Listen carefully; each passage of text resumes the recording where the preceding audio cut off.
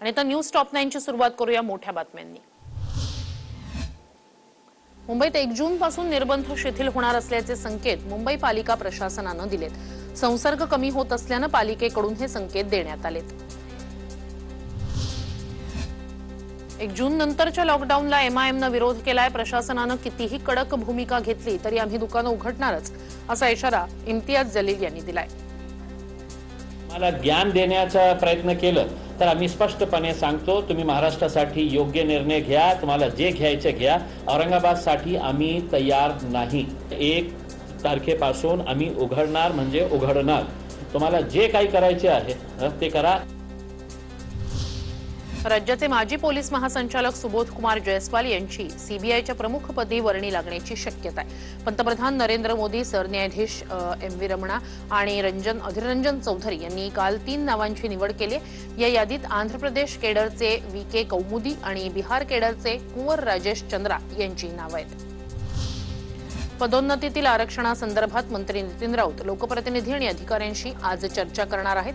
त्या संदर्भात आज दुपारी 12 वाजता राखीव मतदारसंघातील खासदार आमदार यांच्यासोबत बैठक आयोजित करण्यात आली आहे। याच चक्रीवादळाचा झारखंडला तडाखा बसणार आहे। झारखंडच्या अनेक जिल्ह्यांमध्ये मुसळधार पावसाची शक्यता आहे। दरम्यान याच चक्रीवादळामुळे सर्व जिल्ह्यांमध्ये अलर्ट जारी करण्यात आला आहे। याच चक्रीवादळाचा तडाखा राज्याला बसण्याची शक्यता कमी असली तरी कोकण मध्य महाराष्ट्रात हलक्या पावसाचा अंदाज वर्तवण्यात आलाय।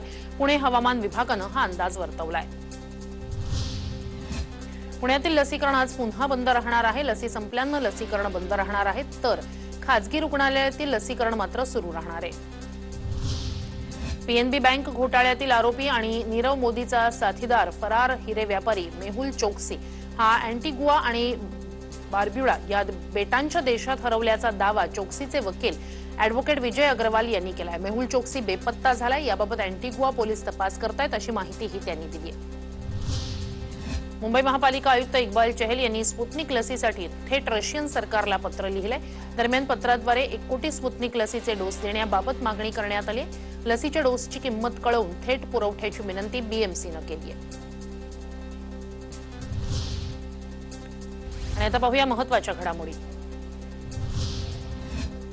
राज्यपाल नियुक्त 12 आमदारांची यादी सुरक्षित असल्याची माहिती सूत्रांकडून मिळाली आहे। त्या 12 आमदारांच्या नावाची यादी सापडली आहे। राज्यपालांकडेच ती सुरक्षित असल्याचं सूत्रांकडून समजतंय। आजच्या दैनिक सामनाच्या अग्रलेखात मान्सूनला वेळेत येण्याची विनंती करण्यात आली आहे। 2 चक्रीवादळाचे तडाखे बसूनही ठरल्याप्रमाणे 1 जूनलाच तो केरळ आणि त्यानंतर पुढे महाराष्ट्रातही वेळेनुसारच येईल। मान्सूनने ठरल्याप्रमाणे यावं आणि लहरीपणा विसरून कृपावृष्टी करावी अशी विनवणी अग्रलेखातून करण्यात आली आहे।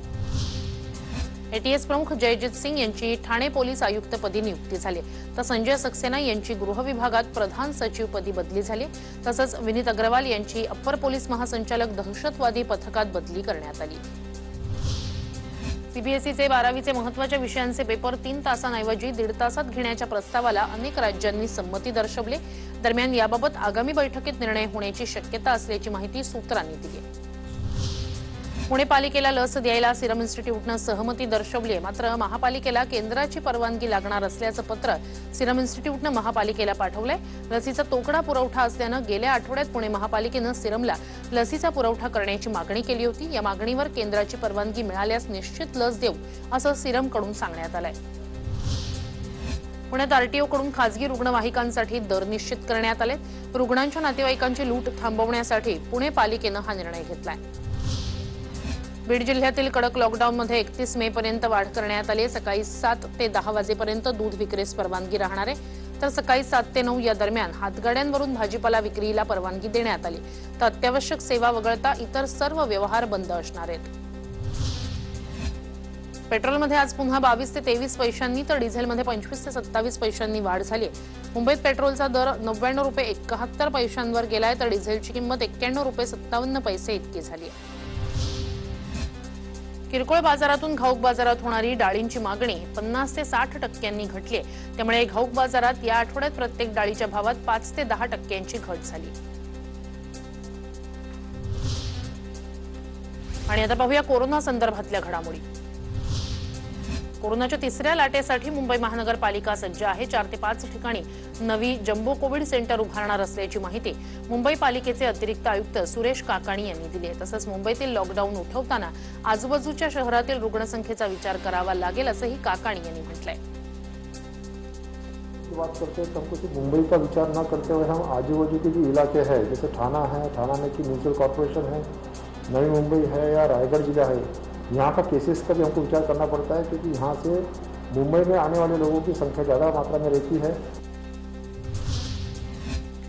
महाराष्ट्रामध्ये सरकारकडून घातलेल्या निर्बंधांचा फायदा होताना दिसतोय.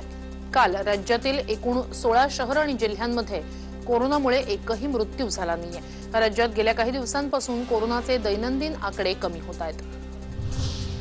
देशाचे फ्लाइंग सिख या नावानं प्रसिद्ध असणारे मिल्खा सिंग यांना कोरोनावरील उपचारांसाठी रुग्णालयात दाखल करण्यात आले. दरम्यान त्यांची प्रकृती काहीशी बिघडल्यानं त्यांना मोहाली इथल्या फोर्टिस रुग्णालयात दाखल करण्यात आले. आता पुन्हा एकदा योगगुरू रामदेव बाबा यांनी ॲलोपॅथीवर प्रश्नचिन्ह उपस्थित करत आयएमए आणि फार्मा कंपन्यांना 25 प्रश्न विचारलेत. तर याआधी त्यांनी कोरोना रुग्णांवर सुरू असलेल्या ॲलोपॅथी उपचारांबाबत वादग्रस्त वक्तव्य केलं होतं. त्यानंतर त्यांच्या वक्तव्यावर आयएमएनं आक्षेप घेतला होता आणि यानंतर त्यांनी त्यांचं वक्तव्य मागे घेतलं होतं. पिंपरी चिंचवडमध्ये कोविशिल्ड लसीचा पहिला आणि दुसरा डोस आज 8 केंद्रांवर मिळणार आहे. एका केंद्रावर प्रत्येकी 150 नागरिकांना लसीचा डोस दिला जाणार आहे. पिंपरी चिंचवडमध्ये ऑक्सिजनची मागणी निम्म्यानं घटली आहे. कोरोना रुग्णसंख्येतही घट होताना दिसतेय. सध्या दिवसाला 25 मेट्रिक टन ऑक्सिजनची मागणी आहे. पनवेलमध्ये म्युकरमायकोसिसचे 3 रुग्ण खासगी रुग्णालयात उपचार घेत आहेत. खासगी रुग्णालयांनी म्युकरमायकोसिस रुग्णांची माहिती महानगरपालिकेला कळवणं बंधनकारक असल्याचं पनवेल महापालिकेनं म्हटलंय. फायझर लसीचा पुरवठा फक्त केंद्र सरकारला करण्यात येईल असा खुलासा फायझर कंपनीकडून करण्यात आलाय. केंद्र सरकार आणि आरोग्य मंत्रालयाच्या निर्देशानुसार लस भारतात वितरित होईल. त्या संदर्भात केंद्र सरकारशी बोलणं सुरू असल्याचं कंपनीनं सांगितलंय. आरोग्य मंत्रालयानं कोरोनाच्या लसी संदर्भात एक मोठा निर्णय घेतलाय. आता 18 ते 44 वर्ष वयोगटातील लोक ऑनलाईन नोंदणीशिवाय देखील कोरोनाची लस घेऊ शकणार आहेत. आणि आता मुंबई पुण्यातल्या घडामोडी पाहूया. मनसुख हिरेन हत्या प्रकरणी अटकेत असलेल्या विनायक शिंदेला पोलीस दलातून बडतर्फ करण्यात आलाय. आधी एटीएस कडून अटक झाल्यानंतर एनआयएनं शिंदेला ताब्यात घेतलं. मुंबई महापालिकेनं आतापर्यंत 27,58,000 विनामास्क नागरिकांवर दंडात्मक कारवाई केली. तर यातून पालिकेनं तब्बल 55,65,00,00,000 रुपयाची कमाई केली आहे. पुणे जिल्ह्यातील म्युकरमायकोसिसच्या रुग्णांची शोध मोहीम जिल्हाधिकारी डॉक्टर राजेश देशमुख यांनी सुरू केली. रुग्णाची वेळेत माहिती मिळण्यासाठी ग्रामीण भागातील सर्व आरोग्य यंत्रणेला 27 मे पर्यंत जलद सर्वेक्षणाची एक फेरी तातडीनं पूर्ण करण्याचे आदेश जिल्हाधिकाऱ्यांनी दिलेत. पिंपरी चिंचवडमध्ये जिल्ह्यांतर्गत आणि राज्यांतर्गत वाहतुकी दरम्यान पोलिसांनी 70% अधिक ई पास नामंजूर केले. कठोर नियमांचं पालन करत पोलिसांनी हे पास नामंजूर केले. कोरोनामुळे दोन्ही पालक गमावलेल्या बालकांच्या संगोपनाचा प्रश्न ऐरणीवर आलाय. अशा बालकांच्या संगोपनासाठी जिल्हा स्तरावर कृती दलाची स्थापना करण्यात आली. कोरोनामुळे अनाथ झालेल्या बालकांची माहिती नागरिकांनी 1098 या मदत क्रमांकावर देण्याचं आवाहन जिल्हाधिकारी डॉक्टर राजेश देशमुख यांनी केलंय. पुण्यातील एका मुलानं कोरोना योद्ध्यांसाठी एक अनोखं पीपीई किट तयार केलंय. पीपीई किटमुळे कोरोना योद्ध्यांचे होणारे हाल लक्षात घेता त्यानं पीपीई किटमध्ये हवा खेळती राहील अशी व्यवस्था केली आहे. बोरिवली परिसरातून मुंबई क्राईम ब्रांचच्या युनिट 11नं एका आरोपीला अटक केली आहे. या कारवाईत पोलिसांनी आरोपीकडून एक देशी पिस्तूल आणि 2 जिवंत काडतुसं जप्त केली आहेत. ज्येष्ठ पत्रकार गिरीश कुबेर यांच्या पुस्तकावर भाजप आणि संभाजी ब्रिगेडनं आक्षेप घेतलाय. पुस्तकातील छत्रपती संभाजी महाराज आणि सोयराबाईंच्या लेखावर आक्षेप घेण्यात आलाय. तर गिरीश कुबेर यांच्याशी TV9नं संपर्क साधण्याचा प्रयत्न केला, मात्र अद्याप त्यांच्याकडून कोणतीही प्रतिक्रिया आलेली नाही. पिंपरी चिंचवडमध्ये विनाकारण फिरणाऱ्यांवर केलेल्या कारवाई दरम्यान 46,000चा दंड वसूल करण्यात आलाय. काकडे पार्क, पवना नदी परिसरात ही कारवाई करण्यात आली आहे. आणि आता पाहूया मेट्रो शहरांमधल्या घडामोडी. मुंबईच्या धर्तीवर औरंगाबाद महापालिकाही लसींसाठी ग्लोबल टेंडरच्या विचारात आहे. लसींचा पुरवठा सुरळीत होत नसल्यानं ग्लोबल टेंडरची तयारी पालिका करते. दरम्यान 14 लाख लसींसाठी पालिका 25 कोटी रुपयाचा खर्च करण्याच्या तयारीत आहे. मनुष्य प्राण्यांचा संघर्ष कमी करण्याच्या हेतून ताडोबा अंधारी व्याघ्र प्रकल्प रेंज जवळील 2 गावं पुनर्वसन करण्याचा प्रस्ताव सादर करण्याचे आदेश मुख्यमंत्री उद्धव ठाकरे यांनी वन विभागाच्या अधिकाऱ्यांना दिले। तसंच वन्य प्राणी विहिरीत पडून मृत होण्याच्या घटनेत वाढ झाल्यानं विहिरींना संरक्षक जाळी लावण्याचे आदेशही त्यांनी दिलेत। 3 महिन्यानंतर नागपूर जिल्ह्यातील कोरोना रुग्णसंख्येत घट झाली आहे। गेल्या 3 महिन्यात रुग्णसंख्या 500च्या आत आल्यानं नागपूरकरांना मोठा दिलासा मिळालाय। जिल्ह्यात गेल्या 24 तासात 482 कोरोनाचे रुग्ण आढळलेत। 28 जणांचा मृत्यू झालाय। जिल्ह्यात कोरोना रुग्ण बरे होण्याचं प्रमाण 95% गेलंय। नागपूरच्या बजाज नगर परिसरात 16 वर्षीय मुलीचा बालविवाह लावण्याचा प्रयत्न जिल्हा बाल संरक्षण कक्ष आणि चाइल्ड लाईफनं उधळून लावलाय। बाल संरक्षण कक्षानं मुलीच्या जन्माचा दाखला मागितल्यानंतर तिच्या पालकांनी जन्म दाखला देण्यास टाळाटाळ केली। यावेळी पथकानं कारवाई करत बालविवाह न करण्याचं मुलीच्या आईवडिलांकडून हमीपत्र घेतलंय। ब्लॅक फंगस आजारावर राज्यातील 130 रुग्णालयात मोफत उपचार मिळणार आहेत। महात्मा फुले जन आरोग्य योजनेतून मोफत उपचार मिळणार असल्याचं स्पष्टीकरण राज्य सरकारनं औरंगाबाद खंडपीठात दिलंय। कोरोना साथरोगावर सुमोटो याचिका दाखल झाली होती। वडिलांच्या मृत्यूनंतर अवघ्या 18 तासातच डॉक्टर कोरोना रुग्णांच्या सेवेत कोविड वॉर्डात रुजू झालेत। रणजित गायकवाड असं या डॉक्टरांचं नाव आहे। ते औरंगाबादच्या लासूर गावातील कोविड सेंटरमध्ये काम करतायत। नागपुरात कोरोनामुळे आईवडिलांचं छत्र हरपलेल्या मुलांचं सिद्धिविनायक सेवा ट्रस्ट पालकत्व स्वीकारणार आहे। निराधार मुलांचं शिक्षण, पोषक आहार यासारखी जबाबदारी सिद्धिविनायक ट्रस्ट स्वीकारणार असल्याची माहिती भाजप नेते संदीप जोशी यांनी पत्रकार परिषदेत दिली आहे। वेगानं गाडी चालवण्यावरून झालेल्या वादातून नागपुरात एका तरुणाची हत्या करण्यात आली। 4घांनी मिळून ही हत्या केली आहे। त्यातील 3 आरोपींना कोतवाली पोलिसांनी अटक केली आहे, तर एक अजून फरार आहे। पाण्याच्या शोधात निघालेले वन्य प्राणी विहिरीत पडून मृत होण्याच्या घटनांमध्ये वाढ होतीये। त्यामुळे वन्य प्राणी विहिरीत पडून मृत होण्याच्या घटनेत वाढ झाल्यानं विहिरींना संरक्षक जाळी लावण्याचे तसेच अन्य उपाययोजना करण्याचे आदेश मुख्यमंत्र्यांनी वन विभागाला दिलेत।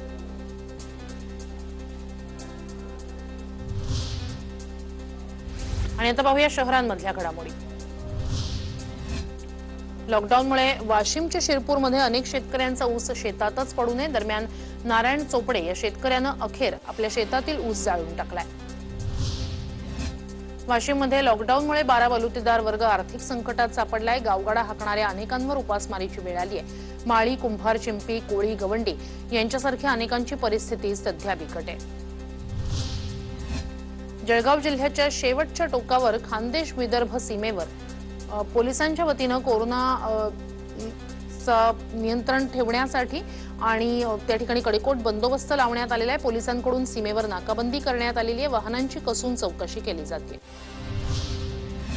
सांगलीच्या कराड तालुक्यातील कृष्णा सहकारी साखर कारखान्याच्या निवडणुकीसाठी आजपासून उमेदवारी अर्ज भरायला सुरुवात होणार आहे। तर 29 जून रोजी मतदान होईल आणि 1 जुलैला मतमोजणी होणार आहे। कोरोनामुळे सलग 2 हंगामात देशांतर्गत बाजारपेठेत साखरेची मागणी कमी झाली। त्यामुळे 100 लाख टन साखर शिल्लक आहे। तर साखरेची किंमत 37 रुपये करून 150 रुपये वाहतूक अनुदान देण्याची मागणी राज्य संघानं केली आहे। अंबरनाथ तालुक्यातील उसाटणे गावातील बैलगाडी शर्यतीचा व्हिडिओ व्हायरल झालाय। शासनानं बैलगाडी शर्यतीवर बंदी घातलेली असतानाही उसाटणे गावात या शर्यतीचं आयोजन करण्यात आलं होतं। तर पोलीस मात्र शर्यतींबाबत अनभिज्ञ। वर्धेच्या युवा सोशल फोरमच्या वतीनं रुग्णाच्या नातलगांना 2 वेळचं जेवण पुरवलं जातंय। मागच्या 20 ते 25 दिवसांपासून हा उपक्रम सातत्यानं सुरू आहे। सेवाग्राम सावंगी सामान्य रुग्णालय परिसरात असणाऱ्या गरजूंना 2 वेळा भोजन दिलं जातंय। मुक्ताईनगर उपजिल्हा रुग्णालयात उपचारासाठी येणारे कोरोना रुग्ण आणि सोबतच्या नातेवाईकांची भोजनाची गैरसोय टाळण्यासाठी युवा शक्ती प्रतिष्ठानचे पंकज कोळी यांनी घरातील स्वतःची 8 ग्रॅम सोन्याची अंगठी मोडत कोरोना रुग्णांच्या नातेवाईकांसाठी भोजनाची व्यवस्था केली आहे। आणि आता पाहणार आहोत देशविदेशातल्या घडामोडी। गुजरातच्या अमरेलीमध्ये ताऊते चक्रीवादळानं थैमान घातल्यानंतर या ठिकाणी कोस्टगार्डनं रेस्क्यू ऑपरेशन राबवलं होतं। या रेस्क्यू ऑपरेशनचा एक थरारक व्हिडिओ सध्या समोर येतोय। शियाळबेट टापूवरील एका बोटीतील 22 मच्छीमारांना तब्बल 8 तासांनी वाचवण्यात कोस्टगार्डला यश आलंय। बिहारमध्ये देखील याच चक्रीवादळाचा परिणाम दिसून येणार आहे। बिहारमध्ये आज मुसळधार पावसाची शक्यता आहे। येलो आणि ऑरेंज अलर्ट जारी करण्यात आलाय। कोलकाता उच्च न्यायालयानं 26 आणि 27 मे रोजी असणाऱ्या सर्व सुनावणी रद्द केल्या आहेत। याच चक्रीवादळाच्या पार्श्वभूमीवर खबरदारी म्हणून उच्च न्यायालयानं हा निर्णय घेतलाय। कोरोना रुग्णांच्या वाढत्या आकड्याच्या पार्श्वभूमीवर हिमाचल प्रदेश सरकारनं कर्फ्यूत वाढ केली आहे। 31 मे पर्यंत हिमाचलमध्ये कर्फ्यू कायम असणार आहे।